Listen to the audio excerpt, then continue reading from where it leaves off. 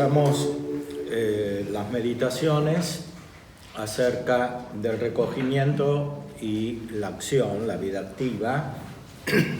Es el tema que nos ocupará en estas conferencias, en este retiro espiritual que comenzamos en la presencia de Dios, al lado del Santísimo Sacramento, para introducirnos en una comunión espiritual con el Hijo de Dios, para así llegar al Padre.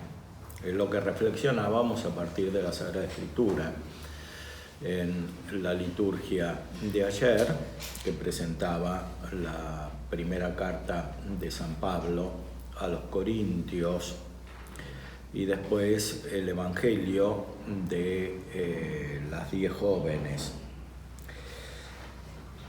Vamos a reflexionar en primer lugar con la ayuda de un autor cartujo, un francés, Augustin Guillerin, que era un sacerdote diocesano que después se hizo cartujo y vivió principalmente a principios del siglo XX. Tiene la sabiduría de una persona profundamente contemplativa, un cartujo, pero al mismo tiempo la experiencia de alguien que había sido párroco, que había estado en contacto con la gente en la realidad temporal. Por eso este texto es adecuado a nuestra situación, que también es la de aquellos que vivimos insertos en la realidad temporal y que sin embargo, como verdaderos cristianos, queremos con la ayuda del Espíritu Santo entrar en lo más profundo de la vida espiritual.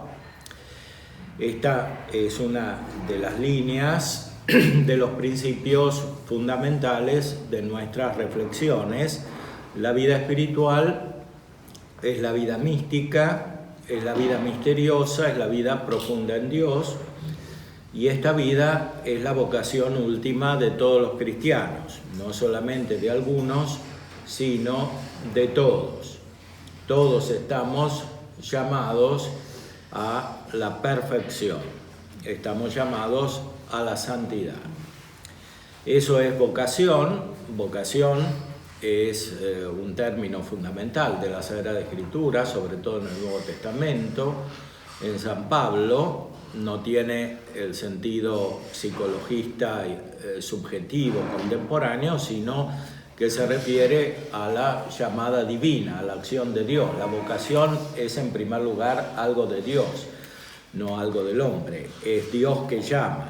Entonces, Dios nos llama a la santidad, Dios nos llama a la perfección, que consiste en la misma vida divina, en la vida de la Santísima Trinidad, que es nuestro tesoro para siempre, como dice el Evangelio.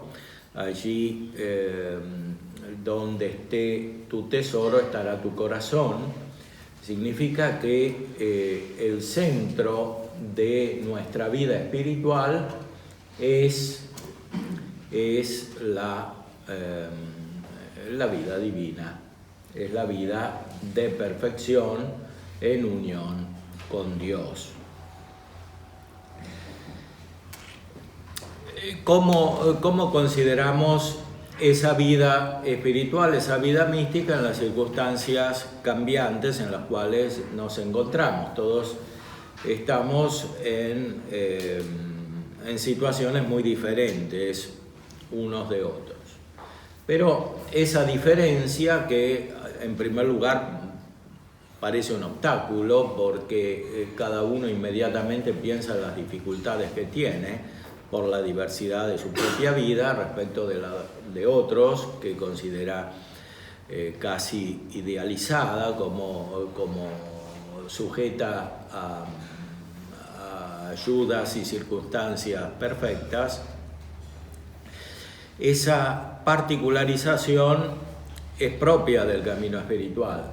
En vez de ser un obstáculo, es algo que, si bien considerado, nos ayuda a tener una vida espiritual verdaderamente profunda. Entonces, este monje Guillerán nos ilumina en primer lugar acerca de este punto que va a aparecer también otras veces en las reflexiones. Después lo encontraremos desarrollado muy profundamente por el padre Juan Arintero, dominico, en su evolución mística. Lo contemplaremos nuevamente a una luz todavía más profunda, que es la de la acción del Espíritu Santo. Tomamos estas reflexiones de una compilación publicada por las benedictinas de Priscila en Roma en 1960, que se llama Armonías Cartujanas, Armonie Certosine en italiano. Tiene breves capítulos de 1 o 2 páginas, y el primero es realizar el propio ser. En estos capítulos el autor nos ilumina acerca de cómo, en medio de las circunstancias diferentes, cambiantes, adversas o favorables en las cuales nos encontramos y que son propias de cada uno, que no se repiten, el camino fundamental es uno, y es el que ya había enseñado San Agustín: Rede in te ipsum in interiore homine habitat veritas. Entra en ti, en el hombre interior, habita la verdad. La verdad es Cristo. Yo soy el camino, la verdad y la vida. Es la persona divina del Verbo que ilumina a todo hombre que viene a este mundo, como dice el Evangelio según San Juan. Guillerán expresa: nosotros estamos obligados todos a una única cosa, emplear bien el tiempo y las fuerzas de las cuales disponemos. De tal manera se realiza el propio destino, y nadie está obligado a otra cosa. La conciencia, así, por cuanto es posible, actualizada por aquello que somos y por aquello que hacemos, la concentración de todo el ser en el acto presente, constituyen el valor de una persona y aseguran su desarrollo. Este es un tema que retoman muchos autores espirituales. Lo que vale es, en primer lugar, el tiempo presente, que es el único real.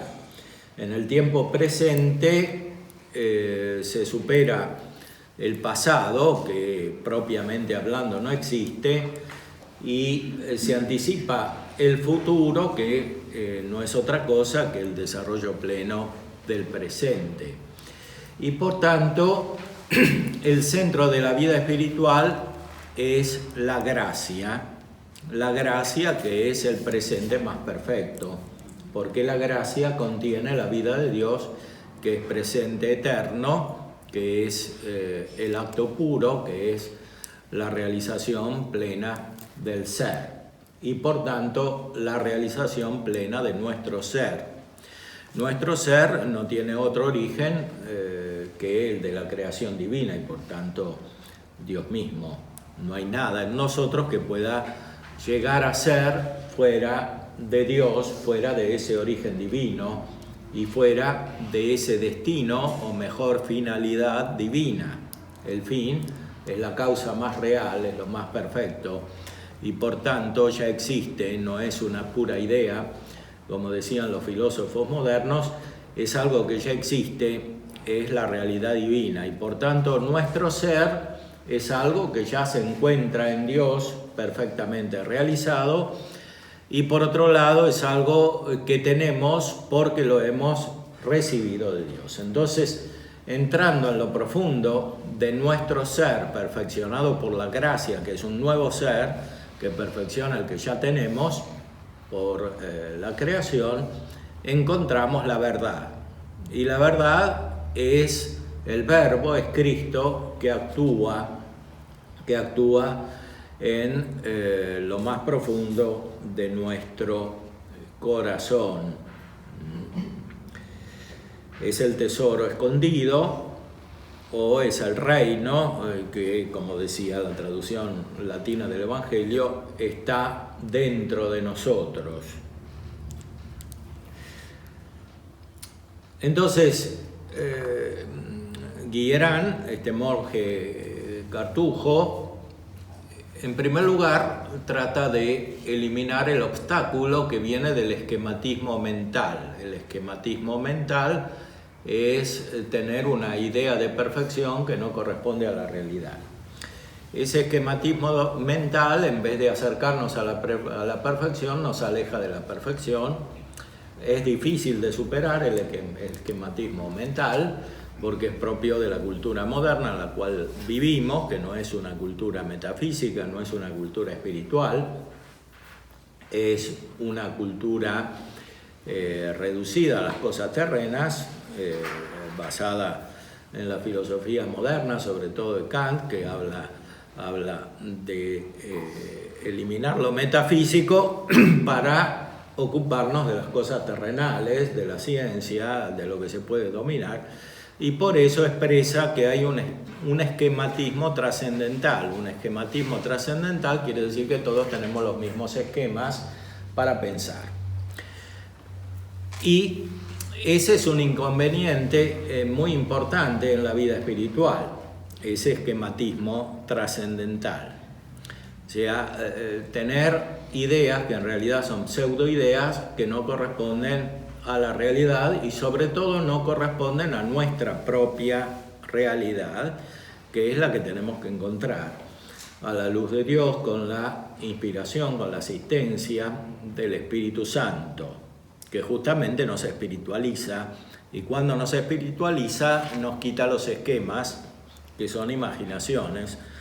El esquematismo trascendental es algo finalmente de la imaginación. Y las categorías que dice Kant, en el fondo, también dependen de la imaginación, aunque parecen de la razón y lo son en una medida restringida.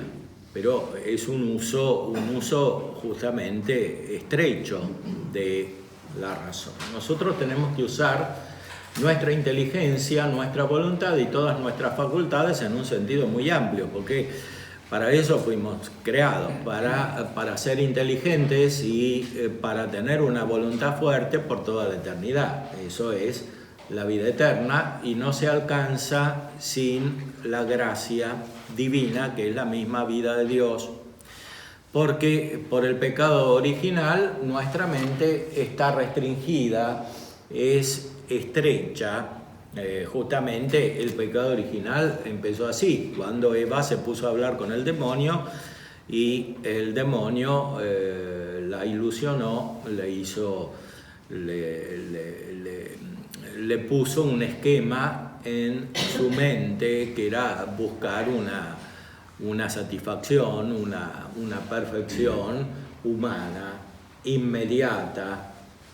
En vez de hablar con los ángeles, Eva se puso a hablar con el demonio. Los ángeles buenos le habrían ayudado a elevarse a Dios, a encontrar al Espíritu Santo. Así también nosotros nos tenemos que alejar de ese esquematismo que nos invade por todos lados y que sobre todo propio de la cultura moderna, que se aleja de la verdadera cristiandad, de la verdadera vida espiritual que funda la vida humana, individual y comunitaria, y encontrar una vida espiritual, que tiene muchas ayudas, porque Dios es omnipotente y quiere la salvación de todos los hombres, quiere nuestra salvación, entonces nos da muchos medios que están a nuestro alcance, como estaba al alcance de Eva hablar con los ángeles, pero se puso a hablar con el demonio. Nosotros también tenemos muchos medios y tenemos que tener cuidado de no incurrir en las trampas que nos acechan y que podemos hacerlo, podemos superarlo si somos obedientes a la voz de Dios, a la voz del Verbo que habita en nosotros, a la verdad, que nos hace descubrir los medios para conocerla mejor, para acrecentarla, para vivirla y para finalmente tener la vida trinitaria. Y como nos enseña nuestro autor, Guillerán, un medio fundamental es la vida interior, lo que tantos autores llaman la vida interior. Es un tema bíblico, está en San Pablo, el hombre interior. Más aún, es anterior a San Pablo, también están los filósofos, en Platón, el hombre interior. En el hombre interior habita la verdad. Entonces, eliminar la figura, el esquema de que tenemos que alcanzar una perfección externa como nosotros la imaginamos. Probablemente las circunstancias exteriores de nuestra vida no cambien mucho, o no cambien nunca, pero lo que sí puede cambiar y debe cambiar es nuestra vida interior. Eso es lo más importante. Lo otro es una consecuencia. A veces cambia y a veces no cambia. Lo que sí puede cambiar es la vida interior, porque es lo que de verdad está sujeto a un nuevo ser, que es lo único que hace cambiar en sentido perfectivo. Lo otro son meras transformaciones exteriores que finalmente conducen a la decadencia, porque como ya enseñaba Aristóteles, el movimiento más bien deteriora que perfecciona. Entonces, y eso es propio de la realidad sensible, de la realidad temporal. En cambio, nosotros queremos la perfección, como nos dice y nos ordena Jesús en el Evangelio: sed perfectos como vuestro Padre Celestial es perfecto. Estamos llamados a la perfección, esa es nuestra vocación, y la perfección es interior, es la vida interior. Tenemos que entrar en nuestro aposento, dice Cristo, entrar en nuestra habitación, y ahí encontrar al Padre. No está afuera, está dentro el Padre. Entonces, en nuestra habitación, que es nuestra interioridad, encontraremos la vida divina del Padre, del Hijo y del Espíritu Santo. Y todo lo demás se va a acomodar a nuestra vida interior, porque Dios es omnipotente y es el que comanda esa vida interior. Entonces, el mismo que nos da la gracia acomoda con mayor razón todas las condiciones externas y también internas, porque lo más profundo de nuestro ser tampoco es nuestra imaginación, nuestra afectividad y tantas potencias que tienen sus propios actos que pueden estar desordenados. Todo eso se acomoda solamente desde lo más profundo, como dice también el Evangelio. Cristo le ordena a Pedro: va a lo profundo. Isagage eisto bathos. Bathos en griego es lo profundo. Duc in altum, dice en latín. Va a lo profundo del mar o del lago donde estaban pescando. Así también nos ordena a nosotros ir a lo profundo. Eso es la vida interior que nos libera de los esquemas que nos condicionan y nos permite transformar esos mismos esquemas y finalmente la vida externa, la vida exterior en la medida en que es necesario. porque, como enseña también nuestro monje, en esto hay mucha variedad. Algunos tienen circunstancias favorables, otros no tienen circunstancias favorables, sea para el desarrollo de la vida interior, espiritual, sea para el apostolado, sea para el cumplimiento de la propia misión, pero todo eso es secundario. Lo más importante es la energía de la voluntad que finalmente viene del Espíritu Santo. La energía de la voluntad que Guillerán llama el esfuerzo, no el esfuerzo voluntarista meramente humano, sino el que viene del Espíritu Santo, que otorga su don de fortaleza y hace que permanezcamos firmes. Entonces, que lo que cambia es todo lo que está alrededor y eventualmente las secciones periféricas de nuestra personalidad, pero no lo más profundo. Lo más profundo crece, lo más profundo se perfecciona, se intensifica y finalmente transforma nuestra personalidad e incluso las circunstancias externas. Y cuando nuestra vida es más profunda, más coherente y más perfecta, no solo las circunstancias externas, sino las personas también, porque nos convertimos en instrumentos del Espíritu Santo para el bien espiritual de los demás.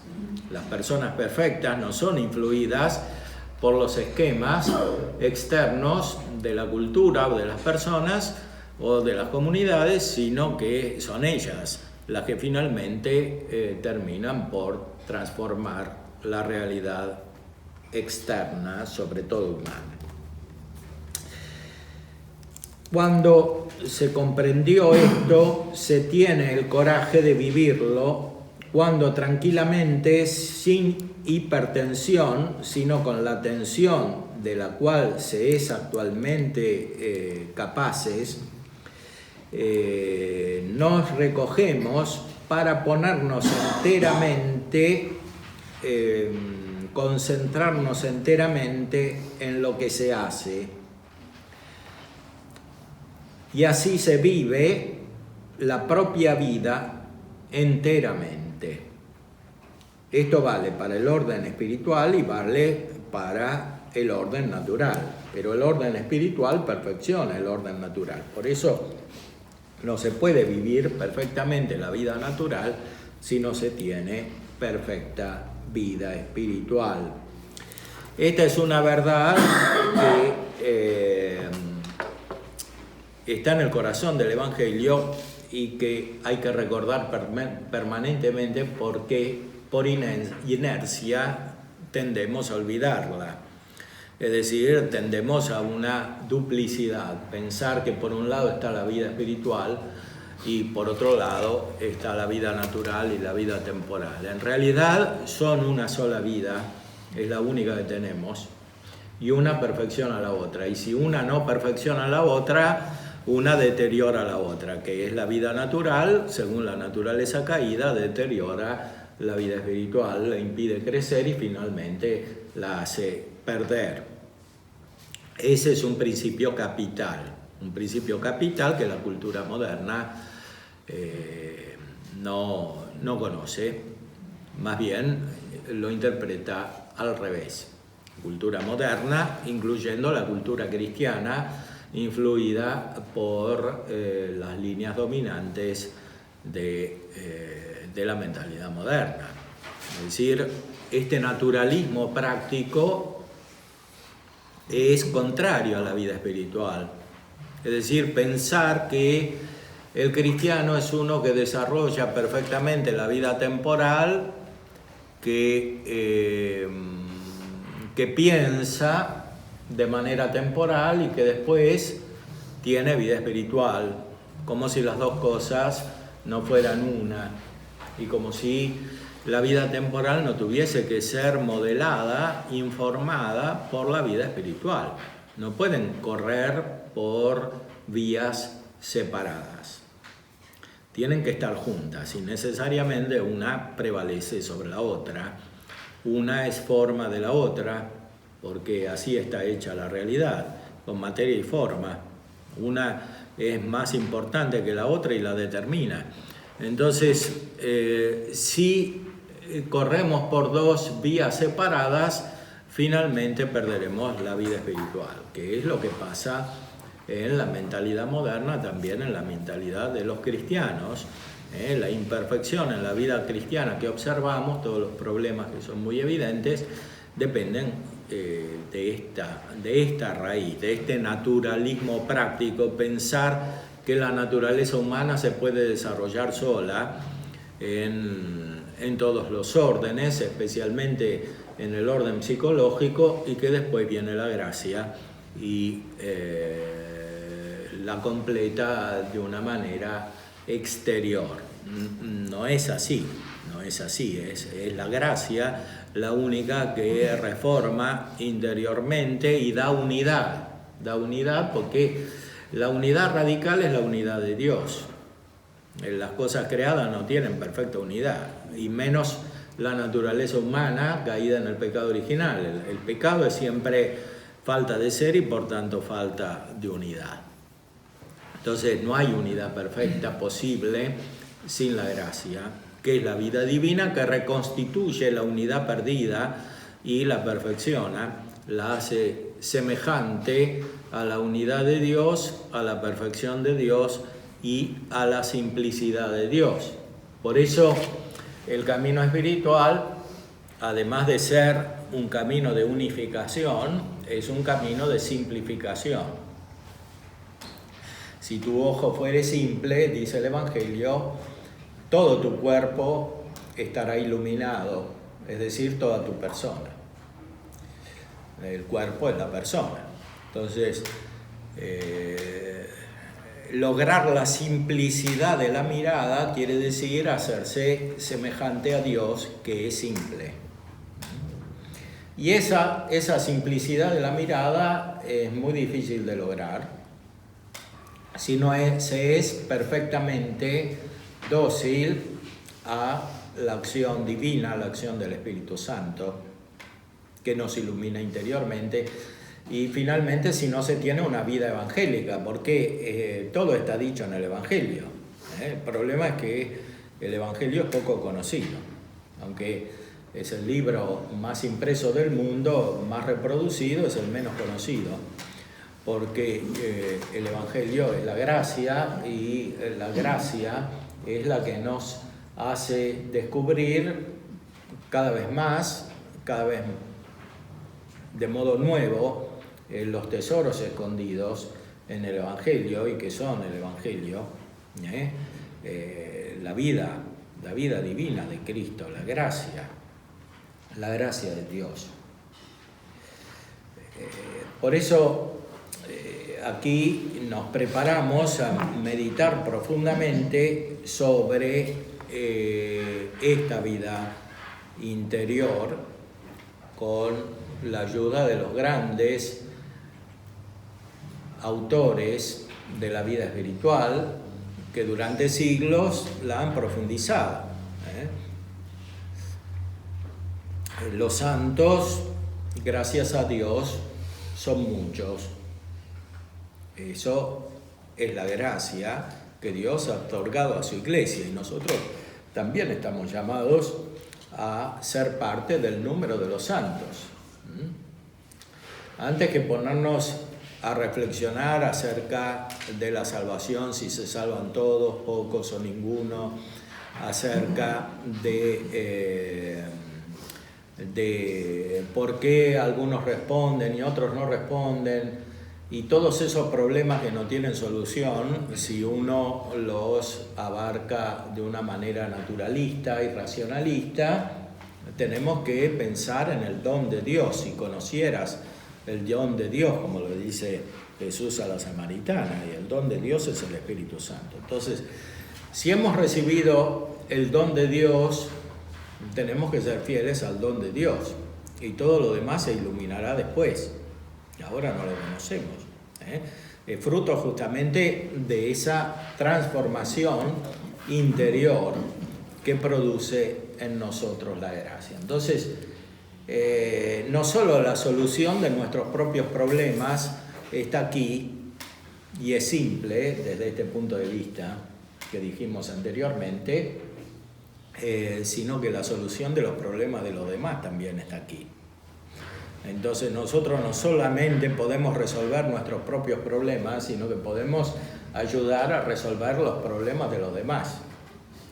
O sea, sacarle la complicación mental, porque los problemas son principalmente mentales, los problemas externos son siempre secundarios, y tienden a resolverse por los mecanismos vigentes en cada momento, en cada circunstancia, en cada época. Los problemas interiores son los verdaderos y los que tienen las personas, que no coinciden siempre con los problemas externos.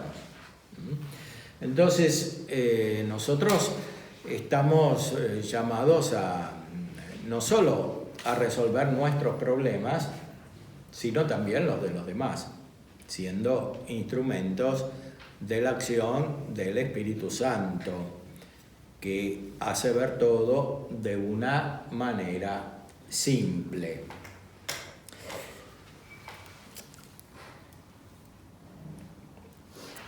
Esta vida plena no es necesariamente la de un gran hombre, es la de un hombre. Esto es todo. Ser grande o pequeño no depende de nosotros.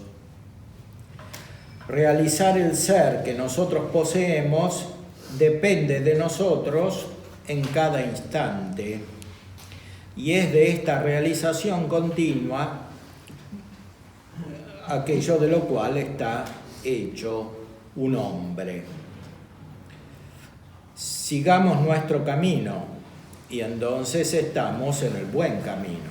Dediquémonos a lo que hacemos sin recordar lo de ayer, sin preocuparnos por el mañana, enteramente en el hoy y en el instante de este día, que es el nuestro y que dentro de poco no será más. Es decir, entremos profundamente en lo que somos, que depende principalmente del don de Dios, de la gracia divina. Entonces, el autor, Guillerán, nos invita a mirar todo desde lo alto, es decir, desde donde está Dios, o desde lo más profundo, donde también está Dios, y comprender que todo lo demás es como algo muy lejano para nosotros. Lo que parece cercano y que nos preocupa tanto, en realidad es lejano, porque lo vemos desde más allá, desde donde lo ve Dios, que es el autor de todo, que conoce todo y que conoce también la solución de los problemas, porque la crea Él, porque depende de Él. Entonces, si estamos en esa onda, la vida se simplifica y miramos todo de otra manera, comenzando por nosotros mismos y siguiendo por los que tenemos alrededor y por el conjunto de la realidad que nos abarca. Y por eso no interesa tanto ser una gran persona o una pequeña persona como la consideración corriente la mira.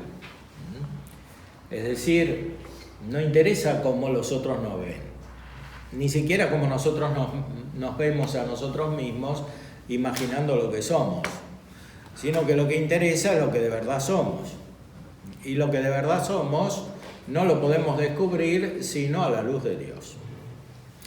Y en ese sentido entendemos que, por un lado, la vocación es una, es la llamada divina y es la llamada a la santidad, a la perfección espiritual. Y por otro lado, la realización particular es múltiple y no coincide en una persona con la realización que tiene otra persona. Entonces no nos asustamos porque somos distintos y tampoco queremos ser iguales a los otros y tampoco queremos rellenar una idea que es un esquema que tenemos de lo que debemos ser o de lo que deberíamos ser. Si respondiésemos a la concepción que otros tienen. Entonces, no se trata de eso, se trata de nuestra propia vida espiritual, que es siempre posible y es siempre realizable en cualquier circunstancia favorable y desfavorable en la cual nos encontremos. Todos tenemos dones naturales y sobrenaturales y todos tenemos defectos, pero y tenemos obstáculos también, por parte nuestra, por parte de los demás y por parte de la realidad en general en la cual estamos insertados, especialmente por las condiciones de nuestra época. Pero nada de eso es un inconveniente fundamental, y nada de eso constituye una diferencia esencial respecto de lo que vivieron los grandes santos que nos precedieron y que son la parte central de la Iglesia. Los santos que están en la beatitud y también los santos que viven ahora en este mundo. Esa es la parte central de la Iglesia. Y nada nos puede obstaculizar en este camino si tenemos la energía suficiente. Y esa energía no es nuestra, es la energía de Dios. Es la fuerza del Espíritu Santo que nos mueve interiormente, que nos despierta, que nos da intensidad, que nos da fortaleza y que nos da una voluntad firme. Que los santos se expresan de muchas maneras, por ejemplo, San Ignacio, ¿no? Grande ánimo y liberalidad. Otros hablan de generosidad o de respuesta. De muchas maneras se puede expresar esto, pero es como una conciencia cada vez más despierta, no una conciencia dominadora como la de la psicología moderna, sino una conciencia espiritual que viene del Espíritu Santo, que es espiritualización y que nos va iluminando cada vez más, nos va haciendo conocer a nosotros mismos al tiempo que conocemos más profundamente a Dios en su misterio, lo aceptamos en su misterio. Y es además una energía cada vez más firme de la voluntad. La voluntad no cambia, no se deprime, no se debilita, es siempre la misma. Más aún, se hace cada vez más fuerte. Entonces, eso es lo que principalmente tenemos que atender. Como está la luz de nuestra inteligencia, especialmente en nuestra conciencia, y cómo está la fuerza de nuestra voluntad. Entonces, desde ahí, si somos fieles a la acción del Espíritu Santo, todo lo demás se transforma en nuestra interioridad y también en las circunstancias externas. Meditemos entonces sobre estas verdades que nos vienen de lo profundo de la tradición, para después encontrar de una manera más analítica lo que enseñan otros autores que nos servirá para este propósito y para la transformación real de nuestra vida.